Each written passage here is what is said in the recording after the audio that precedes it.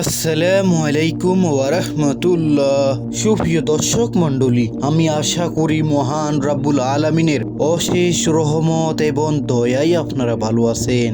সুপ্রিয় দর্শক, কোরবানির ঈদের আগে যে 7টি গুরুত্বপূর্ণ আমল করবেন, রাসূলুল্লাহ সাল্লাল্লাহু আলাইহি সাল্লাম নিজেই বেশি বেশি কোরবানির ঈদের আগে এই 7টি আমল করতেন এবং উম্মতদেরকেও বেশি বেশি এই আমলগুলো করতে নির্দেশ দিয়েছেন। চলুন আমরা জেনে নিই এই 7টি আমল কি কি। মর্যাদার মাস জিলহজের গুরুত্বপূর্ণ 7টি আমল রয়েছে। অন্যান্য মাসের তুলনায় এ মাসের মর্যাদা যেমন বেশি, তেমনি এ মাসে বিশেষ কিছু ইবাদত বেশি বেশি করার গুরুত্বও বেশি। কেননা এই মাসকে লাইলাতুল কদরের সমতুল্য বলা হয়েছে। হাদিসে এসেছে, জিলহজ মাসের প্রথম দশকের ফজিলত সম্পর্কে রাসূলুল্লাহ সাল্লাল্লাহু আলাইহি সাল্লাম বলেন, এমন কোনো দিন নেই যে দিনগুলোর ইবাদত আল্লাহর কাছে জিলহজের প্রথম দশকের ইবাদত থেকে অধিক প্রিয়। জিলহজের প্রথম দশকের প্রত্যেক দিনের রোজা এক বছরের রোজার সমতুল্য, সুবহানাল্লাহ। আর প্রত্যেক রাতের ইবাদত লাইলাতুল কদরের ইবাদতের সমতুল্য, সুবহানাল্লাহ।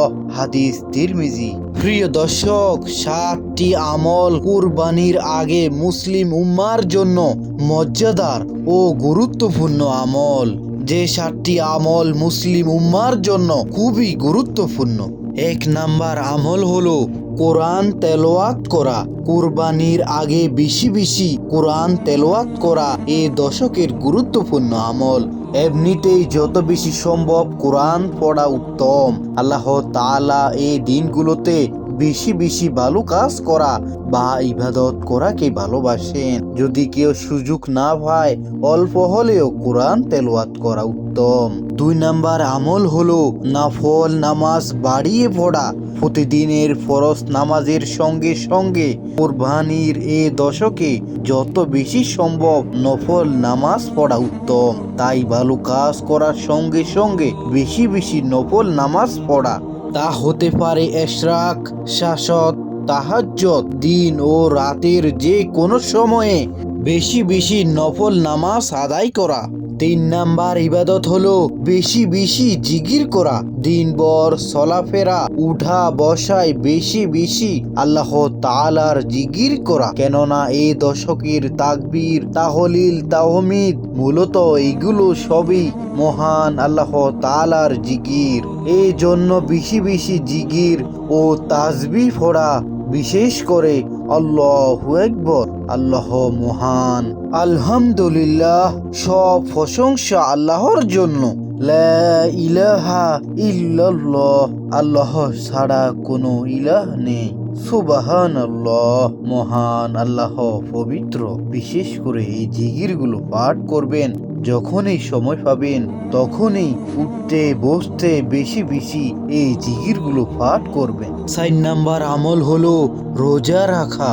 কোরবানির আগ পর্যন্ত রোজা রাখা, বিশেষ করে আরাফার দিনে রোজা পালনের মর্যাদা অনেক অনেক বেশি। এই দিনগুলোতে রোজা পালকের সারা বছর রোজা রাখার সওয়াবের ঘোষণা এসেছে হাদিসে। তাই কোরবানির আগে আগে রোজা রাখা উত্তম।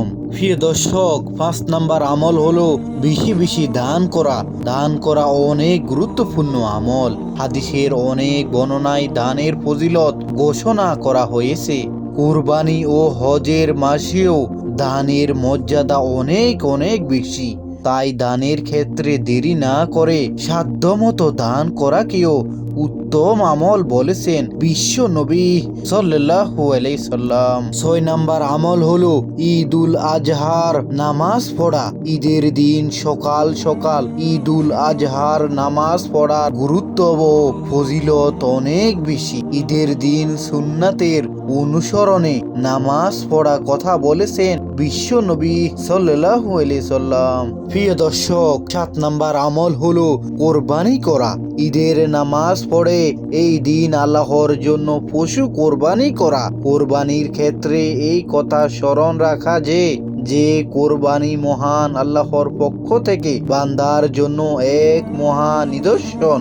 কোরবানির পশুর রক্ত, পশম কোনো কিছুই মহান আল্লাহর কাছে পৌঁছায় না, বরং পৌঁছেই বান্দার নিয়ত। যেই কারণে যথাযথ গুরুত্বের সঙ্গে বিশুদ্ধ নিয়তে কোরবানি দেওয়া উত্তম। মহান আল্লাহ তাআলা মুসলিম উম্মাহকে কোরবানি করার আগ পর্যন্ত উল্লেখিত আমলগুলো যথাযথভাবে আদায় করার তৌফিক দান করুন, আমিন। এবং রাসূলুল্লাহ সাল্লাল্লাহু আলাইহি সাল্লামের দেখানো দিক নির্দেশনা মোতাবেক জীবন যাপন করার তৌফিক দান করুন, আমিন।